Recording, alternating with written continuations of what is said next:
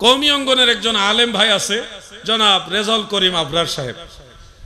তিনি একটা বক্তব্য দিলেন। বক্তব্যের ভাষাটা ছিল এরকম যে ঈদে মিলাদুন নবী সাল্লাল্লাহু আলাইহি ওয়াসাল্লাম এটা মানা যাবে না, ঈদ বলা যাবে না। কারণ মুসান্নাফু আব্দুর রাজ্জাকের মধ্যে এসছে রাসূল পাক সাল্লাল্লাহু আলাইহি ওয়াসাল্লাম বলেছেন, লা তাত্তাখিজু শাহরান ঈদা ওয়ালা তাত্তাখিজু ইয়াওমান ঈদা, তোমরা কোনো মাসকে ঈদ বানাবে না এবং কোনো দিনকেও ঈদ বানাবে না। এই হাদিস দিয়ে তিনি বললেন, যেহেতু নবীজি বলছে কোনো দিনকে ঈদ বানানো যাবে না, সেহেতু আমরা ঈদে মিলাদুন নবী বানাইতে পারবো না। একটা যুক্তি দিয়েছেন। দ্বিতীয় যুক্তিটা ছিল এরকম, ইমাম ইবনে রজব হাম্বলি রাহমাতুল্লাহ আলাইহির লাতাইফুল মাআরিফের মধ্যে একটা ইবারত আছে।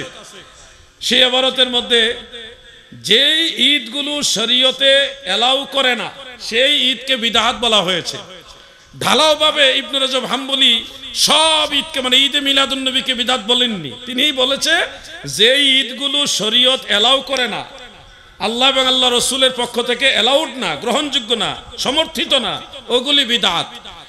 তিনি সেখানে বলেছেন যে ইল্লা মা জাআতি শরীআতি বিইত্তিখাযিহি ঈদা, ওই ধরনের ঈদগুলোকে বিদআতের অন্তর্ভুক্ত করা হবে না যেই ঈদগুলি আল্লাহ তাআলার পক্ষ থেকে কোনো রাসূলের পাকের পক্ষ থেকে কোনো না কোনোভাবে সমর্থিত হয়ে এসেছে। এই যে এবারতটা দিয়ে আমাদের রেজাউল করিম আবরার সাহেব তিনি দাবি করেছে ঈদে মিলাদুন নবী মানা যাবে না। এই দুইটা পয়েন্ট, পরে আরেকটা আছে আমি আপনাদের সহজ করে দিচ্ছি। এখানে হয়তো ওনার এই মতের সমর্থক আছে বা থাকতে পারে। এই দুইটা কথার পিছনে ওনার ধোঁকাবাজির আশ্রয় নেওয়া হয়েছে, আশ্রয় নিয়েছে উনি। এক নম্বরে যে হাদিস শরীফ উনি বলেছে ওটা সহিহ হাদিস না, ওটা হলো মুরসাল হাদিস। হযরত আব্দুর রাজ্জাক সানাআনী হযরতে মামার থেকে বর্ণনা করেছেন, মামার আব্দুল্লাহ ইবনে তাউস থেকে বর্ণনা করেছেন, তিনি হযরতে তাউস রাহমাতুল্লাহ আলাইহি থেকে বর্ণনা করেছেন, তিনি আল্লাহর রাসূল থেকে। হযরতে তাউস কিন্তু সাহাবী না, উনি জীবনে কোনোদিন আল্লাহর নবীকে দেখেই নাই। সেই লোক বলতেছে রাসূল পাক সাল্লাল্লাহু আলাইহি সাল্লাম বলছেন, যে লোকে নবীজির রেফারেন্স দিয়ে কথাটা বলছে উনি জীবনে কোনোদিন আল্লাহর নবীকে দেখেই নাই। তাহলে এখানে একটা কথা আছে না, উসুলে হাদিসের মানদণ্ড এটা মুরসাল হাদিস। মুরসাল হাদিস এটা কিন্তু উনি বলে নাই, উনি কিন্তু হাদিস বলে দিয়েছে, কিন্তু বলা উচিত ছিল এটা মুরসাল হাদিস। এরপরে সেখানে বলা হয়েছে লা তাত্তাখিজু শাহরান ঈদা ওয়ালা তাত্তাখিজু ইয়াওমান ঈদা, কোন মাসকে দিনকে ঈদ হিসেবে গ্রহণ করবে না। তো এই হাদিস অনুযায়ী জুমার দিন তো ঈদের দিন, তাহলে কি জুমার দিন ঈদের দিন বাদ দেওয়া যাবে? ইয়াউমে আরাফা ঈদের দিন, আইয়ামে তাশরিকের দিনগুলি ঈদের দিন, তাহলে এই দিনগুলি তো সহিহ হাদিস থেকে প্রমাণিত। মুসান্নাফে আব্দুর রাজ্জাকের হাদিসের মধ্যে তো বলা হয়নি যে এই ঈদগুলি বাদে অন্য কোনো দিনকে ঈদ বানায়ও না, ওরকম তো বলেনি। মুতলাকান বলেছে লা তাত্তাখিজু ইয়াউমা ঈদান, তোমরা কোনো দিনকে ঈদ বানায়ও না, তাহলে তো মুতলাকান বলেছে। এমন তো বলেনি যে আইয়ামে তাশরিক, ইয়াউমুল জুমা, ইয়াউমে আরাফা এগুলি বাদে অন্য কোনো দিন ঈদ বানাই না, এরকম কিন্তু বলেনি।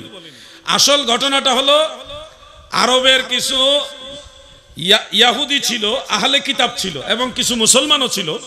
তারা রজব মাসে পুরা মাস ব্যাপী রোজা রাখা শুরু করলেন।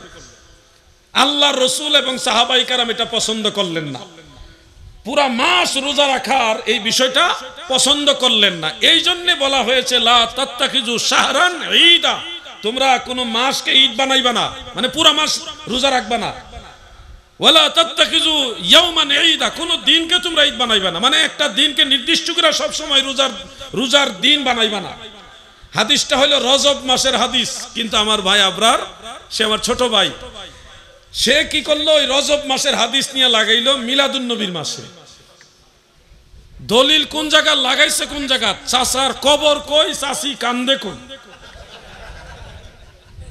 ইমাম আব্দুর রাজ্জাক সানাআনী রাহমাতুল্লাহ আলাইহি হাদিসটা আনছে রজব মাসের অধ্যায়ের মধ্যে, রবিউল আউয়াল মাসের অধ্যায়ের মধ্যে না। এই হলো এগুলো ধোঁকা। এরপরে ইবনে রজব হাম্বলি রাহমাতুল্লাহ আলাইহি তিনি লাতাইফুল মাআরিফ সেই কিতাবের মধ্যে যা বলেছে তা তো আমি বললাম, উনি ঢালাওভাবে সব ঈদকে অস্বীকার করেননি।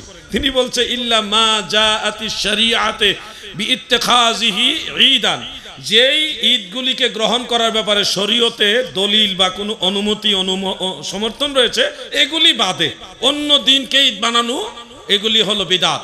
তো ইবনে রজব হাম্বলি দামেশকি রহমাতুল্লাহ আলাই তিনার আরেকটা কিতাব আছে, এটা আমার ওই রেজাউল করিম আবরার ভাই পড়ে নাই। সে আমার বয়সে অনেক ছোট, তারপরে আমি ভাই বলতেছি আদর করে।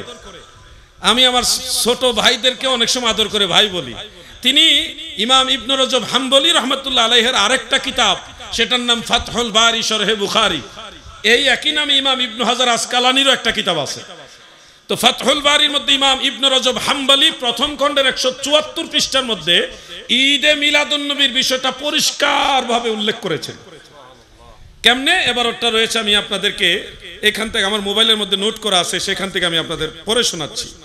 সেখানে তিনি বলতেছেন ওয়াল আ'য়াদ, ঈদের বহু বচন আ'য়াদ। ওয়াল আ'য়াদ হিয়া মাওয়াসিমুল ফারহি ওয়াস সুরুরি ওয়া ইন্নামা শারা'a আল্লাহু লিহাযিহিল উম্মাহ লিহাযিহিল উম্মাতিল ফারহি ওয়াস সুরুরি বিতামামি নি'মাতিহি ওয়া কামালি রাহমাতিহি কামা ক্বালা তাআলা কুল বিফাদলিল্লাহি ওয়া বিরাহমাতিহি ফাবিযালিকা ফালইফরাহু। সুবহানাল্লাহ। সূরা ইউনূসের এই 58 নম্বর আয়াতকে তিনি দলিল হিসেবে উল্লেখ করেছেন, করে বলতেছে আল্লাহর নিয়ামত এবং আল্লাহ তাআলার পরিপূর্ণ রহমত হিসেবে পেয়ে কোনো দিনকে মুসলমানেরা যদি ফারহুন বা সুরুর বা আনন্দ উৎসবের দিন, ঈদের দিন হিসেবে গ্রহণ করা হয়, এটা ওই বিদাতি ঈদের অন্তর্ভুক্ত না। তিনি আয়াত ঈদ সমূহের মধ্যে তিনি এই আয়াত দিয়ে আল্লাহর নিয়ামত আল্লাহর রহমত পেয়ে মুমিন মুসলমানরা যদি ঈদ করে সেটাকে উনি জায়েজ বলেছেন, এটার পক্ষে অবস্থান করেছেন। মারহাবা বলেন। বরং আশ্চর্য খবর হলো ইমাম ইবনে রজব হাম্বলি রহমাতুল্লাহ আলাইহির জমানাতে 750 হিজরির দিকে মক্কা শরীফের মুসলমানেরাও ঈদে মিলাদুন নবী উদযাপন করত। এটা আছে ইমাম আবুল খায়র ইবনে জাজারি রহমাতুল্লাহ আলাইহির আরফুত তারিফ বি মাউলিদিশ শরীফ, সেই কিতাবের মধ্যে তিনি হাফেজুল হাদিস ছিলেন। তিনি সেই কিতাবে লিখতেছেন ইয়াখরুজু আহলু মক্কা ইয়াউমাল মাউলিদ ফি কুল্লি আমিন। মক্কাবাসী রবিউল আউয়ালের 12 তারিখে প্রতি বছর তারা ঘর থেকে বের হয়ে রাসূল পাকের মাউলুদ শরীফ, যেই ঘরে নবীজি শুভাগমন করেছে, ওই ঘরের আশেপাশে সবাই অবস্থান করতেন। এরপরে ওয়াইহতাফিলুনা বিযালিকা আ'যামু মিন ইহতিফালিহিম বিয়াউমিল ঈদ ওয়া কাযালিকা ইলা ইয়াউমিনা হাযা। মক্কার মুসলমানেরা, আরবের মুসলমানেরা সবাই দলে দলে ঈদে মিলাদুন নবীর দিনটাকে অন্য সকল ঈদের চেয়ে বড় ঈদ হিসেবে উদযাপন করত। মারহাবা বলে। এইভাবে আমাদের জমানা পর্যন্ত চলে আসতেছে। ওই সময়কালটা ছিল ইমাম ইবনে রজব হাম্বলি রহমাতুল্লাহ আলাইহির সময়কাল। এখন মক্কার মুসলমানরা যে ঈদে মিলাদুন নবী উদযাপন করে, এটার ব্যাখ্যা ইবনে রজব হাম্বলি ফাতহুল বারি শরহে বুখারীর প্রথম খণ্ডের 174 পৃষ্ঠার মধ্যে তিনি লিখতেছেন এইভাবে ফাআম্মাল আ'য়াদুল্লাতী ইয়াজতামাউ আলাইহিন নাস ফালা ইয়াতাজাওয়াজু বিহা শারাআহুল্লাহু লিরাসূলিহি ওয়া শারাআহুর রাসূলু লিউম্মতিহি। অর্থাৎ আল্লাহ রসুলের জন্য, রসুল সাল্লাল্লাহু আলাইহি সাল্লাম তার উম্মতের জন্য যে সমস্ত ঈদের বিধান দিয়েছেন, ওই ঈদের পরেও যেই ঈদগুলোর মধ্যে মুসলমানরা একত্রিত হয়, যে ঈদগুলোর মধ্যে মুসলমানরা একত্রিত হয়, এই ধরনের ঈদগুলি ওই ঈদের মানে ঈদুল ফিতর, ঈদুল আজহা, জুমার দিন, আরাফার দিন, আইয়ামে তাশরিকের দিন, এগুলির বিপরীত না, ওগুলির বিরুদ্ধে না, ওগুলির সীমা লঙ্ঘন করবে না। তা সত্ত্বেও মুসলমানদের এই ঈদের দিনগুলি, ঈদে মিলাদুন নবী বিষয় এগুলি জায়েজ হবে। মারহাবা বলেন। ইবনে রজব হাম্বলির এক কিতাব উনি পড়ছে, আরেক কিতাব পড়ে না, এই জন্য ফেস লেগে গেছে। আপনি যদি বলেন সাহাবারা ঈদে মিলাদুন নবী পালন করে নাই, আমরা কেন করব? আমরা কি সাহাবীদের চেয়ে বেশি বুঝিনি? ইমামরা কইলেই হবে, ইমামরা কি সাহাবীদের চেয়ে বেশি বুঝিনি? এই কথাটা বেয়াদবি, এইভাবে বলা যাবে না। আপনারা খেয়াল করবেন, রেজাউল করিম আবরার সাহেব হলো চরমোনাই দরবারের মুরিদ। চরমোনাই দরবার একটা জিকির হয়, ইল্লাল্লাহ ইল্লাল্লাহ ইল্লাল্লাহ, অনেক দরবারই হয় এটা। এখন এই একই প্রশ্ন আবরার সাহেব যে বললেন সাহাবারা যেহেতু ঈদে মিলাদুন নবী করে নাই, আমরা কেন করব? ইমামরা কেন বলবে? তারা কি ইমাম সাহাবীদের চেয়ে বেশি বুঝেনি? একই প্রশ্ন ইল্লাল্লাহ জিকিরের ব্যাপারে যদি ওনাকে করি, সাহাবারা ইল্লাল্লাহ জিকির করছেনি, যদি না করে থাকে আপনারা কেন করেন? আপনারা কি সাহাবীদের চেয়ে বেশি বুঝেননি? এরপরে চরমোনাই দরবারে আরেকটা বই আছে, বইটার নাম 21 সবক, মানে 21টা সবকের মাধ্যমে সে রিয়াজত করে, সাধনা করে, জিকির আজকার বিভিন্ন আমলের মাধ্যমে। তো এখন এই প্রশ্নটা যদি আবরার সাহেবকে করি যে সাহাবারা যেটা করে না এটা আপনি কেন করবেন, আপনি কি সাহাবীদের চেয়ে বেশি বুঝেননি? তাহলে 21 সবক আপনারা কেন আদায় করেন? সাহাবারা তো 21 সবক আদায় করে নাই, তো সাহাবীদের চাইতে আপনারা কি ইসলাম চর্চা বেশি বুঝেননি? নিজেদের বেলায় তো এই প্রশ্ন আসবে না। টঙ্গীর ইজতেমা বাৎসরিকভাবে করা হয়, সাহাবীরা তো টঙ্গীর ইজতেমা করে নাই, আপনারা কেন করেন?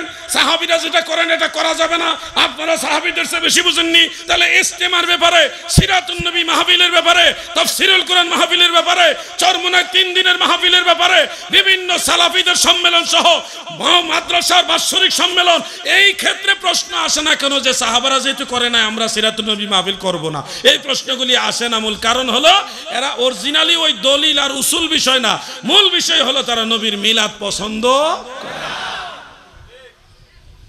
ইমামরা অনেক উসুল আমাদের বলে গেছেন, ইস্তেমালুন নাস হুজ্জাতুন ইয়াজিবুল আমালু বিহা। মুজতাহিদ পর্যায়ের আলেমরা, ইমামরা, মুমিন মুসলমানেরা তারা যদি কোনো বিষয়ের উপরে আমল করে থাকে কোনো ধরনের মতানৈক্য ছাড়া, তখন এটা শরীয়তে হুজ্জত হয়ে যায়। আরেকটা উসুল হলো আস-সাবিতু বিল উরফে কাসাবিতি বিন নস। উরফান শরীয়তে মুজতাহিদ আলেমদের, ইমামদের মাঝে কোনো বিষয় যদি সাবিত প্রমাণিত হয়ে যায় তখন এটা নসের নেই সাব্যস্ত হয়, এটার বিরোধিতা করার আর কোনো সুযোগ থাকে না। আল্লাহ সবাইকে বোঝার তৌফিক দেন, মহব্বতে বলে না আমিন, সবাই বলে না আমিন।